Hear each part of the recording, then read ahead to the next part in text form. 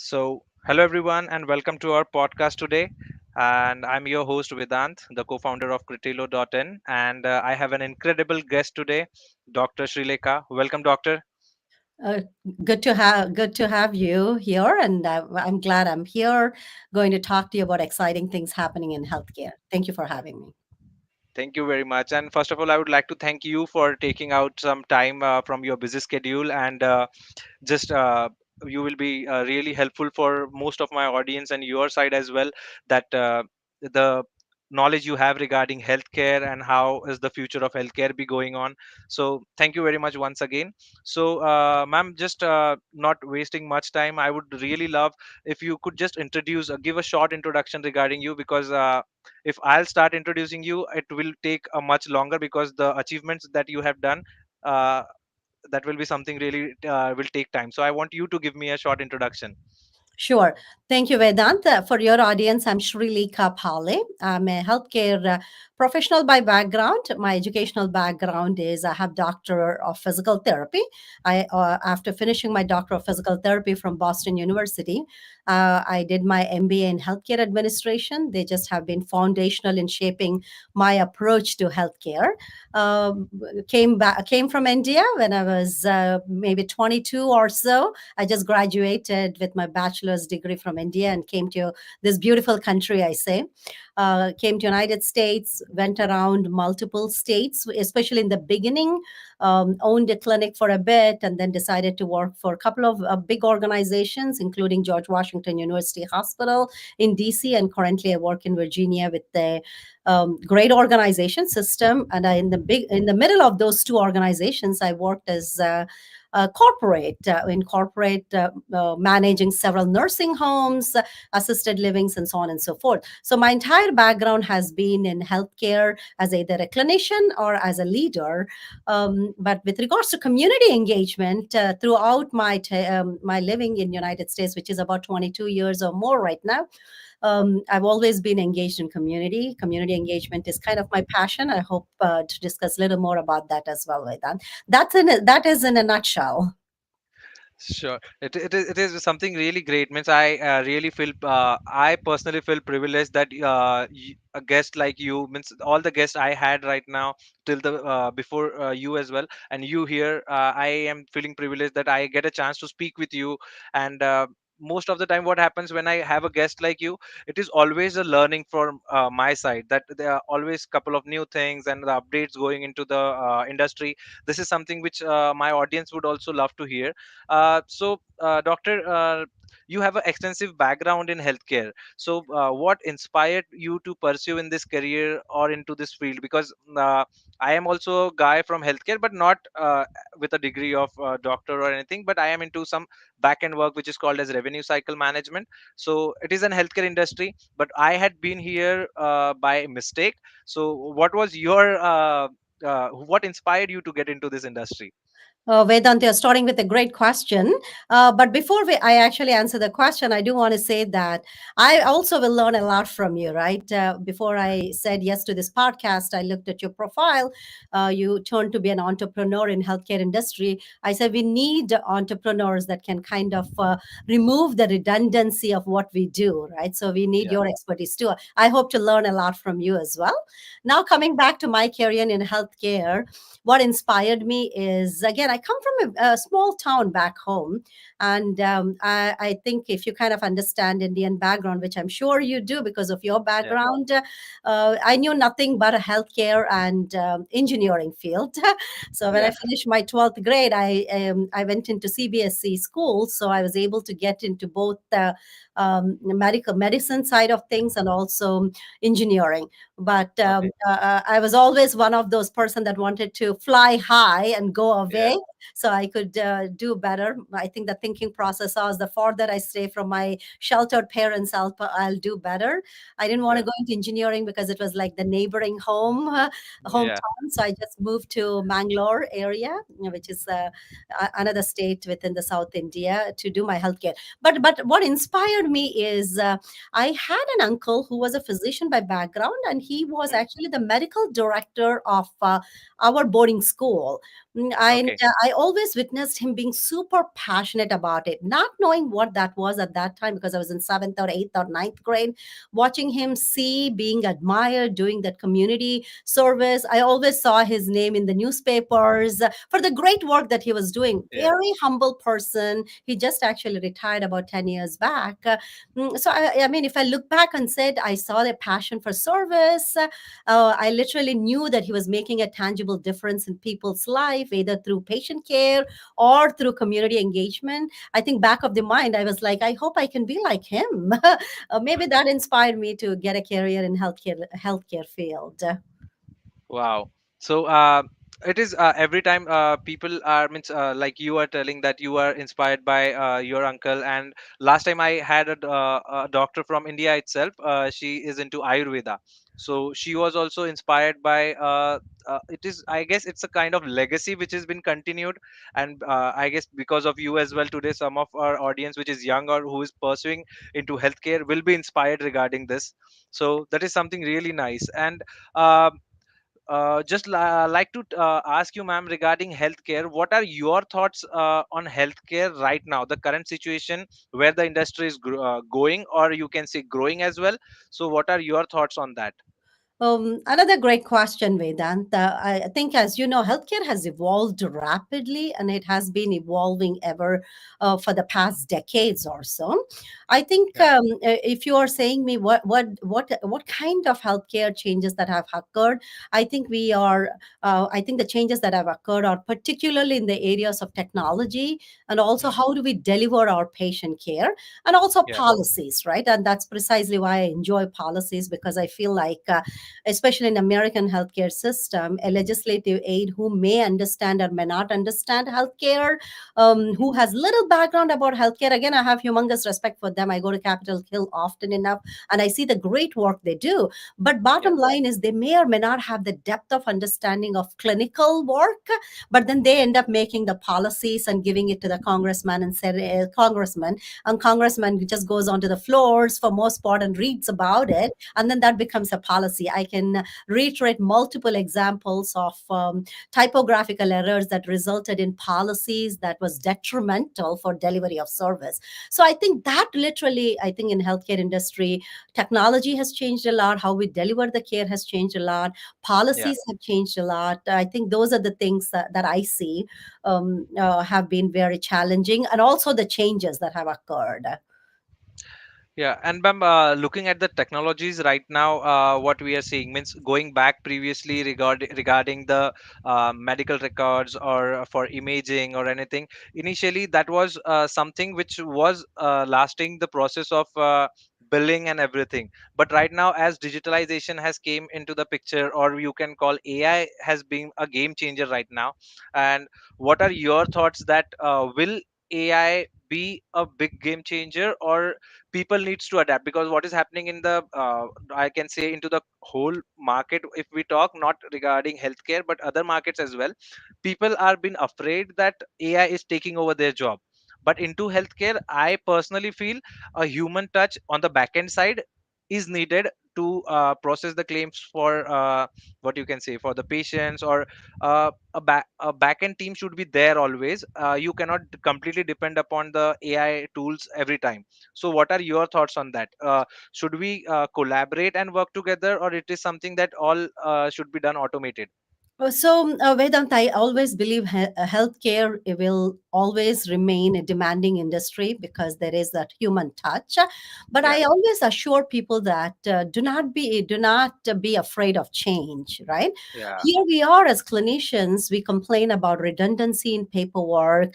We know that even the work that you do, revenue cycle management, can sometimes be very challenging. yeah, We can't focus on patient outcomes because we are trying to render this volume of services. So I feel like if you partner with the right people that can actually make things efficient by utilizing technology and AI, why not?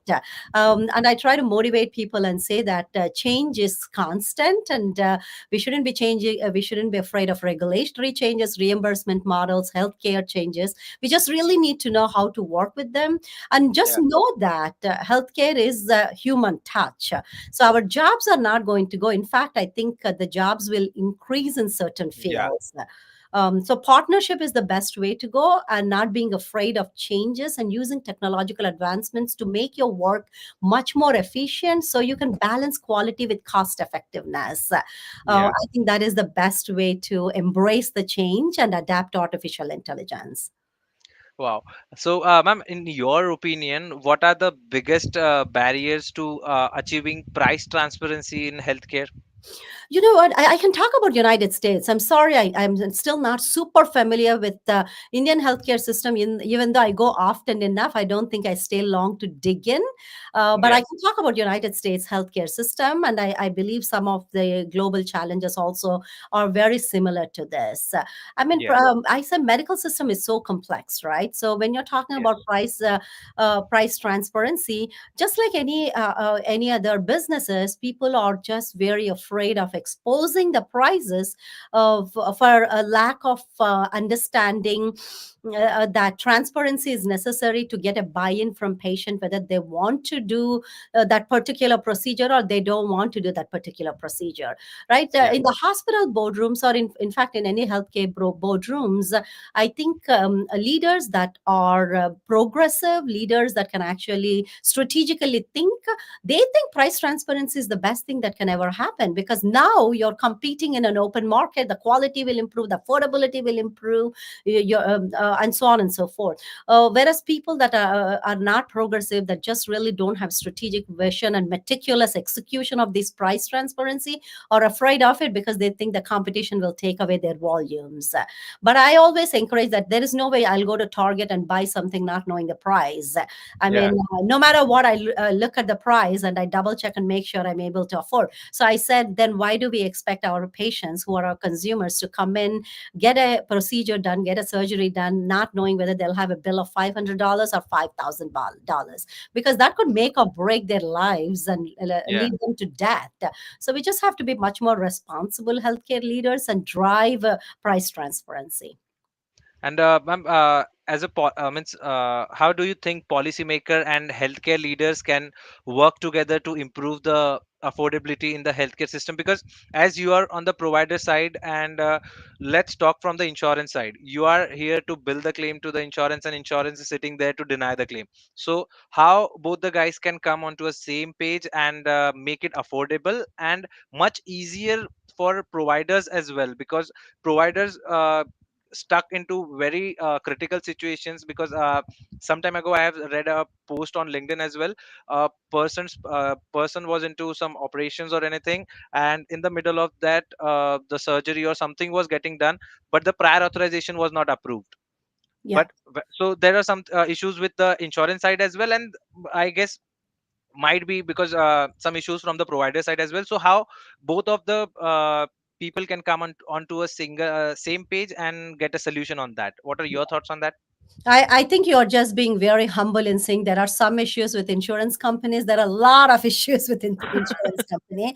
In fact, I always joke and say when a patient says, I have Medicare Advantage, I should be okay. In my mind, I'm thinking it's not Medicare Advantage, but it is Medicare Disadvantage. Because the minute you have a managed care, or we have to go through tons of prior authorizations, Yeah. and also, prior authorizations has always been a thing that doesn't really bother the healthcare professionals. But what is a Yeah. new trend is that they would approve like 3 visits, or they would approve particular medication and then hold off. And then it takes them, because of their redundant paperwork or redundant processes, they'll say, come back to us. And when we go back to them, they take their own sweet time. In the meanwhile, patient is suffering, right? So I really think there are a lot of issues. But going back to your first question, I think that was a wonderful question. I want to make sure I address that. You said, how can policymakers and healthcare leaders work together to improve affordability?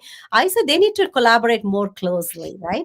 And try to create policies that incentivize Yeah. affordability without compromising quality. Because if I look at my own clinicians right now, no matter where I go, in their mind, they feel like if I do anything, it is going to compromise quality. So clinicians have to change the mindset that you can still deliver comprehensive non-compromising quality by ensuring that you innovate in cost-effective care models. Like instead of inpatient services, provide the same thing in outpatient services. Do Yeah. telehealth, and you can get the same outcome. So I mean, they could expand into public-private partnerships and focus on preventive care, right? Yeah. I call it as in my rehabilitation medicine world, I call it as prehab. So patients get more care before they get surgery Yeah. and they get stronger, so they recover faster. So those are the policies, and we need to be incentivized, right? We shouldn't be getting Yeah. denied when we bill for prehab. Then we don't want to Yeah. do that. But that increases affordability for patient in a long term. So that's something policymakers need to understand, saying that let us go Yeah. ahead and approve prehab because in the long run we're going to save money, right? So I think that public-private partnerships is essential. And again, I can't tell you enough. Streamlining paperwork, reducing Yeah. the administrative burdens, also reduces the overhead costs and will make the system more efficient. So, ma'am, and you have presented your research on national and international platforms, including the World Hospital Congress as well. So, what are some most impactful insight you have shared there, or in that event, some impactful which has really impacted you personally?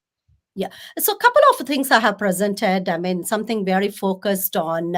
I always say, I come from physical therapy, occupational therapy, speech language pathology world, and now I'm trying to touch base a little more into behavioral. Those rehabilitation, right? And I call it Yeah. as rehab is medicine.